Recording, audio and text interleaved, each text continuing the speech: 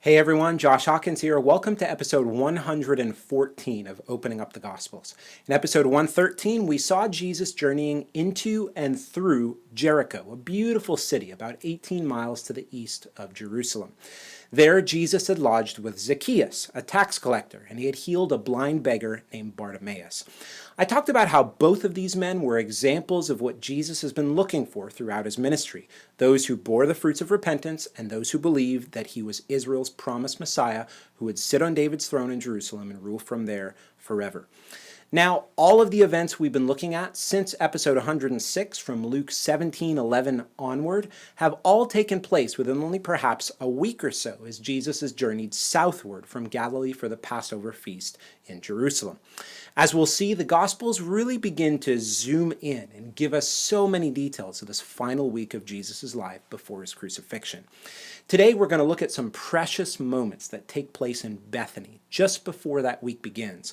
So let's read from John's Gospel. 6 days before the Passover, Jesus therefore came to Bethany, where Lazarus was, whom Jesus had raised from the dead. So they gave a dinner for him there. Martha served, and Lazarus was one of those reclining with him at table. Mary therefore took a pound of expensive ointment made from pure nard, and anointed the feet of Jesus and wiped his feet with her hair. The house was filled with the fragrance of the perfume. Well, John tells us that 6 days before the Passover, Jesus is in Bethany. We know from the other Gospels that Jesus was on the way to Jerusalem, and Bethany is just on the doorstep of Jerusalem, only a few miles away. Now, I think if you can see the progression of events here, it'll make it more real to you. First, recall that the Sabbath day, the Jewish day of rest as commanded by the Old Testament, begins on Friday at sundown and finishes on Saturday at sundown. Jesus would not have been traveling on the Sabbath, so it seems like it would have been on a Thursday night that Jesus stayed with Zacchaeus in Jericho. Then on Friday, he and his disciples, along with the band of pilgrims, set out from Jericho to Jerusalem. Before sundown on Friday, they end up in Bethany, and Jesus spends the last Sabbath before his crucifixion in the home of Mary and Martha and Lazarus. Then at sundown on Saturday, when the Sabbath day ends, a dinner is prepared for Jesus. Now, John doesn't mention where this dinner was, but Matthew 26 and Mark 14 both say that it took place in the house of Simon the Leper, maybe better said, Simon the former leper. Perhaps he had the largest house in Bethany to be able to accommodate all of the guests, or maybe his house was closest to the synagogue. We can only speculate why the meal was there. So with this timeline in mind, let's take a quick look at a map. So Jesus is in Jericho here on a Thursday and stays with Zacchaeus on Thursday night. Then on Friday, he travels the 10 miles or so to Bethany and arrives before the beginning of the Sabbath that begins at sundown. He stays with Mary, Martha, and Lazarus in Bethany for the Sabbath, and then on Saturday, after the Sabbath ends, he goes to a meal at Simon the Leper's house in Bethany. Now, once again, the parallel passages in Matthew 26 and Mark 14 tell us that Lazarus is there at the meal at Simon the Leper's house. The whole town was full of anticipation and activity because of the feast, but now we get to go inside of a house for a little bit. Think about this for a second. Reclining at the table with Jesus is Lazarus, the guy who used to be dead. He was wrapped up in grave clothes and was in a tomb for 4 days, but now he's eating and talking and laughing again. Oh, what a living testimony of Jesus and his glory right there in front of all of the guests, including the inhabitants of Bethany, as well as the pilgrims on their way to Jerusalem for the Passover. How must they have viewed Jesus? Lazarus was just there looking at the guy who raised him from the dead. Wow. Mary, the sister of Martha and Lazarus, was also at this dinner in Simon's house. Roughly 6 months before this moment, right around the time of the Feast of Tabernacles in October, Jesus had come through Bethany and was staying with Mary and Martha. We find this in John chapter 10, and we looked at this back in episode 89. There, while all the men, including Lazarus and the 12, they were off in Jerusalem for the feast, Mary sat at Jesus' feet and heard his words. And what were those words? Well, I believe Jesus told Mary what he had only shared with his closest disciples at that point, that he was going to Jerusalem and he would suffer and be killed at the hands of the Jewish authorities and the Romans. Though in Luke 9, Jesus had told his disciples about his coming suffering, and he even said, "Let these words sink down into your ears." they hadn't received his words because they immediately go on to argue about who the greatest is.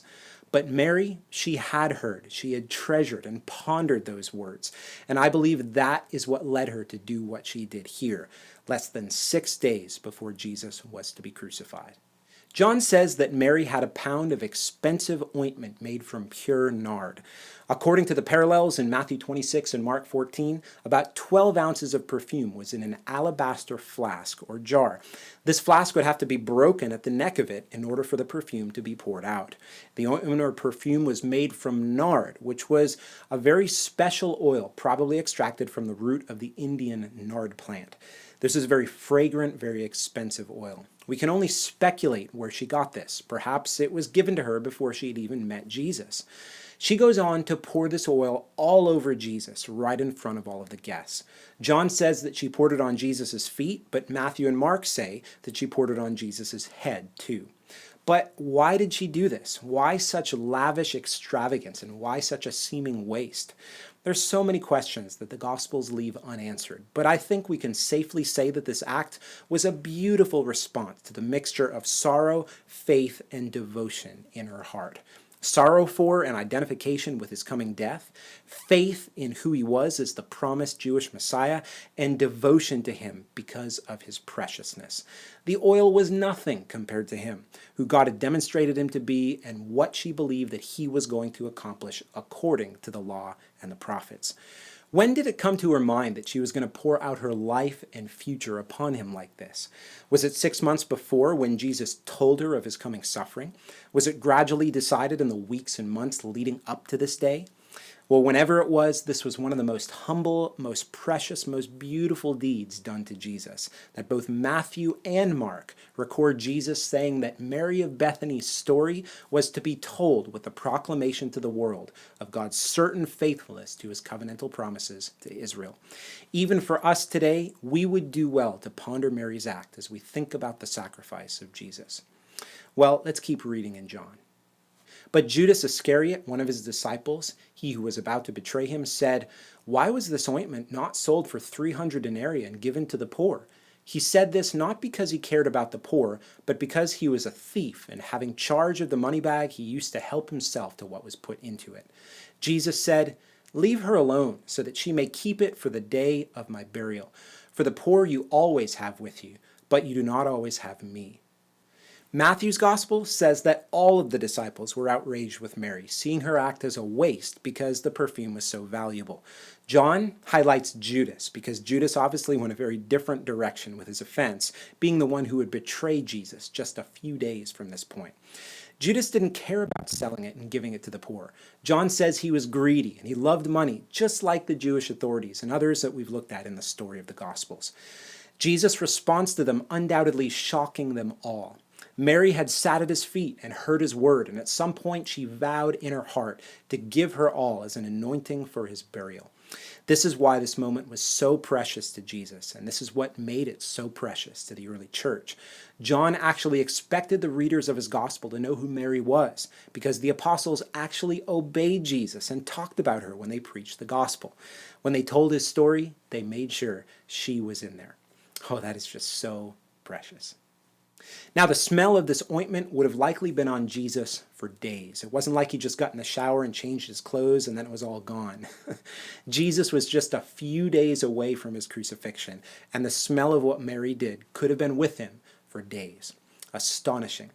Well, let's finish up this passage in John. When the large crowd of the Jews learned that Jesus was there, they came not only on account of him, but also to see Lazarus, whom he had raised from the dead. So the chief priests made plans to put Lazarus to death as well, because on account of him, many of the Jews were going away and believing in Jesus. Word that Jesus was in Bethany got to Jerusalem, which was just a couple of miles away. And so the pilgrims coming for the feast, combined with those already in Jerusalem, as well as the inhabitants there, come up to see both him and Lazarus. Remember, it hasn't been all that long since Jesus raised Lazarus from the dead. He did that at some point just before heading north to see his family and then travel south again for this Passover. We looked at that in John 11, back in episode 105. At that time, the Jews began plotting to kill Jesus because many had believed who Jesus was on account of Lazarus' raising. And John records here that not only did they have plans to put Jesus to death, but now they were planning to kill Lazarus. Think about what was going through Mary and Martha and Lazarus' minds when they heard the rumors of death threats. They didn't live all that far from Jerusalem, and they seemingly didn't have any plans to withdraw northward like Jesus did after the Jews began to make plans to put him to death. But I think they knew that they were safer with the one who can raise the dead than they would be without him. Their assurance and their faith in God's promises is what would sustain them through the momentary and light afflictions of this present evil age. Well, there's so much more that could be said. I feel like 10 minutes is not enough for precious scenes like this one and even others that we'll be looking at in upcoming episodes. But these videos are merely to jumpstart your meditation and further study, so I hope this one was helpful. As always, you can find the past episodes in this series on my website, www.joshuahawkins.com/gospels. Join me next time as we start looking at the next and final time period of Jesus' ministry called Passion Week. God bless.